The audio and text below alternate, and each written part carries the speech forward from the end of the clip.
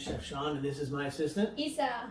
and we are here to show you what the heck do I cook today. A lot of people don't know what to cook, what they're going to do, and so we are here to help you out in these incredibly tough times, giving you new ideas, different flavors, different ideas, and wonderful things to cook. Today we're going to start off with making some brioche buns. So it has the flour.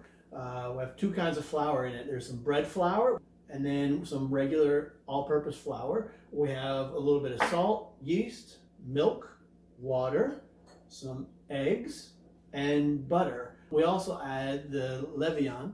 I've been cooking with for the past couple months. Every time I make some bread, I save a little bit of it, and it gives a really good flavor to your bread. So all you do is save a little bit, put it in a jar, keep it in the fridge, and then you have it for later. So first thing we're going to do is we're going to take some water. So we have 2 cups of water. Then we have 6 tablespoons of milk. So we're going to take the 2 of them, combine them together, easy peasy. Combine those. And then we have some sugar. So we're going to take these things here, the sugar, and this is 5 tablespoons of sugar. And we're going to add that to it. The whole thing is going to get microwaved. What we're going to do is we're going to warm all this up to about 95 degrees, which is a nice warm temperature. Not boiling, not too hot, because we're going to add the yeast to it later. All right, so we've microwaved our milk, water, and sugar mix for about 30 seconds. We want it to be about 95 degrees, which is the nice, happy temperature for the yeast to grow. So now, Isabel is going to throw in the yeast, give it a little mix, and just going to let it sit. And what's going to happen is you'll see that all the yeast after right now, it's kind of boring. It's just like some stuff floating on top of your mix there. But after a few minutes, the yeast is going to start to it'll come alive. It already is a living product, but it's going to start feeding on all the sugars and the proteins in the milk and all that kind of stuff, and it's going to get excited. It's going to get happy and start growing. So right now, Isabel just scrambled up. We have 1 whole egg plus 2 egg yolks. We scrambled those together. Then we're at 3 teaspoons of salt to our mix right here. And then we have 6 cups of bread flour and 1 cup of regular flour. Dump it on in. Next, we're going to take our levain. We're just going to add that to this whole thing so this gets the flavor. So we're going to mix all this in here. Once it's room temperature, you should have this at room temperature, and it gets really soft and pliant and has a really nice smell. It has kind of yeasty and earthy, but great smell. So we're going to mix everything together. So we're going to mix everything in our bowl. Just kind of get the salt, get everything, and the flours and our levain all mixed up together. And then once everything's kind of mixed, doesn't have to be perfectly incorporated, doesn't have to be perfect right now, we will add 5 tablespoons of melted butter. We'll add that into this. And then our eggs. So we're going to add our, again, it's 2 egg yolks, 1 whole egg. Mix all this in. And then once we get all this kind of incorporated, in about 3 or 4 minutes, you can see our yeast mix is already starting to bubble and get crazy. So we'll wait another like 2 or 3 minutes. That'll get nice and bubbly and crazy. Once it's all bubbled up, you'll see the big difference. That's when we're ready to dump it in. So it's getting there. It's not quite there yet, but once it's all live and bubbling and crazy, that's when we'll add it to our mix. So now our yeast and milk mixture has all risen up, it's bubbled up, and you can see the separation where it's all grown and the yeast is happy. So now we're going to add the yeast to our flour mixture. So you add that in, your yeast mixture. And we'll scrape everything up because we don't want to lose any of that yummy, that delicious yeast, because that's what makes our bread rise and gives it all the goodness, all right? So otherwise you have some flatbread. We don't want flatbread. We want some delightful, poofy brioche roll.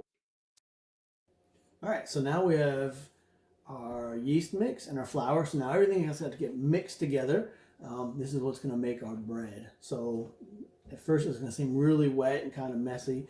So I like to use a little spatula, but then after that we're going to get our hands in there. It's just more fun, and you can really feel it and get a feel for the dough and how it's coming along. So you can mix everything really well. We're going to take this off. We're going to make sure you get all the stuff off there. So there's some butter stuck on there, and it's all the yeast and the flour and everything. Right? So you can get everything off there, and you kind of go around the bowl, kind of flatten stuff down, and you're going to go up and over. So you can keep incorporating until everything gets incorporated. You're going to keep going up and over, and it's going to stick to your hands. That's okay. Don't be afraid. little flour never hurt anybody, unless you're gluten intolerant or celiac, which case did hurt some people. But we're going to assume that at least today we're all good. So we're going to keep mixing this. It's already starting to come together, but you can see around the edge of the bowl, it's still kind of lots of loose flour. At the end of the day, it's going to have no loose flour. It's going to be one nice ball of dough. The next one you're going to do is it's called a pincher method. So you can do like pinch, which is good exercise for your forearms too. So you're going to do a little pinch all the way through, and that really helps incorporate the dough, incorporate everything together. So I like to do the pincher, then I kind of flatten it down, then I do your 4 folds. The whole process is going to take probably 5 to 10 minutes to get everything incorporated.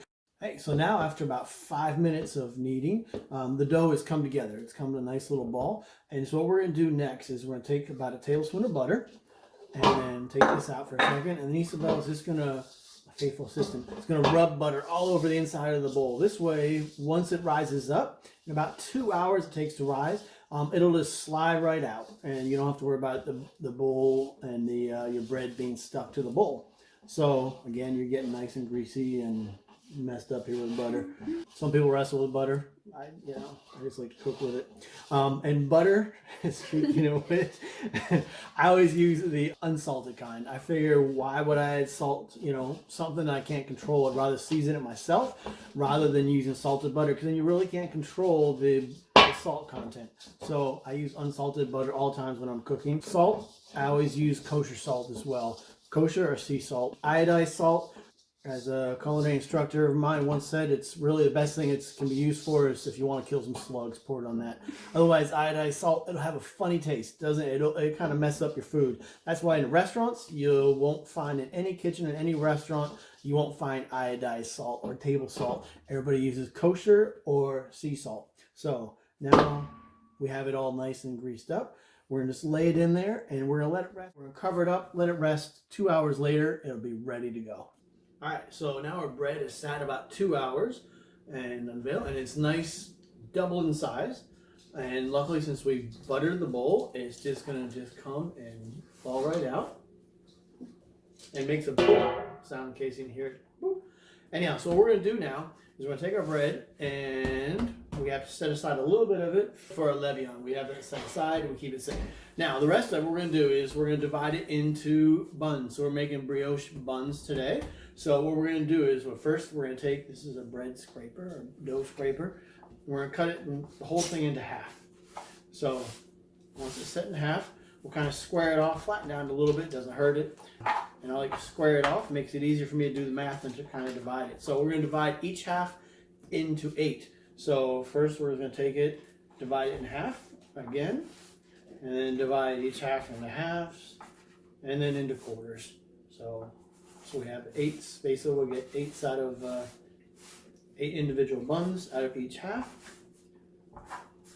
And then what we're going to do is, it's a technique called rounding. So you can take your bread, I like to flip it upside down. So the softer side, there's a drier side and a softer side. So you have the drier side up, and then you can take it and you fold each corner into the middle. 1, 2, 3, and 4. So you have all 4 corners folded into the middle. Then you have like your little nugget there. Now you can take your hand, make it the same kind of C that you're doing when you cut, and you put it over top of the bread, and you're going to roll it. You can go open your hand, push kind of with your thumb and your fingers, and keep pushing back and forth. And then you have a nice, lovely little ball. So we're going to take our balls, we put them onto either a sheet pan with either silpat, which is a stick-proof, basically cooking item, or parchment paper. Again, you're going to take them, fold, 2, 3, 4 folds, and you're just kind of making a circle with your hand and rounding it off. And what we're going to do is we're going to get 8 on a sheet pan, each one, and you give them a little space in between each one. Stagger them out there, and then once we have the whole thing done, we'll cover it with plastic wrap and let it sit for like another hour until it poofs up again. All right, so now through the magic of Hollywood, smoke and mirrors, and all that kind of good stuff, we have all our brioche buns divided out. Not exactly equal, perfectly equal, but that's okay. You know, that's what makes them beautiful homemade, and not something that's pressed out of a big machine. So after you have them all rolled out, what you're gonna do is you're gonna take a piece of plastic wrap, and you're just gonna take your plastic wrap and just gently cover it, lay it over top, and cover them up. And we're gonna leave them covered for about an hour, hour and a half. And what they're gonna do is they're gonna rise up again, and this keeps them kind of sealed in and keeps the moisture in them. Then in an hour and a half, we will take them out, take the plastic wrap off of them, and we will bake them in a 400-degree oven. So we're gonna take the plastic wrap off, and in the meantime, about 15 minutes ago, I preheated the oven and I put a pan of water in the oven, in the very bottom of the oven, because you want to have a little steam inside the oven. And that really creates a nice crust and makes it a little bit fluffier as well. So we have one egg yolk. One egg yolk. I saved all the whites, and we'll have a nice omelet tomorrow. So one egg yolk, and I added about a tablespoon of water. Just gonna mix the two of them up, and you want to give this an egg wash, is what it's called. We're gonna brush it all over top of our fluffy buns here, right? So we just give a nice brush. Who cares if it rolls over? It's not perfect. It's all right. We're not doing that. We're not doing Picasso here. More of a Jackson Pollock. We just want to kind of give a nice painting. So once we get them all painted, just a light brush of the egg. It will go in the oven, and it's going to be about 15 minutes at 400 degrees. After about 7 or 8 minutes, just to rotate them. Sometimes I even take the ones in the bottom shelf, put them up on the top shelf. And the whole time you leave your pot of water in there, and that just adds, like I said, makes the crust a little bit of a crustier, and helps to fluff them up a little bit better. So in they go for about, right now, 7 minutes, and then we will give them a flip, and then in 15 minutes we'll have some beautiful bread. Thank you. It's been about 18 minutes roughly on my 400-degree oven, and I rotated the buns one time. So now they are ready for the big unveiling here. It's very exciting. Drum roll if we had. No drum roll. Here we go. So anyhow, these are our beautiful toasty buns. So we have two sets of buns. So that's 16 beautiful buns. Couple hours of work, and you have some wonderful, fresh, homemade bread. Hey, Isa. What? You know how can you tell if there's an elephant been in your refrigerator? No, how? Footprints in the butter.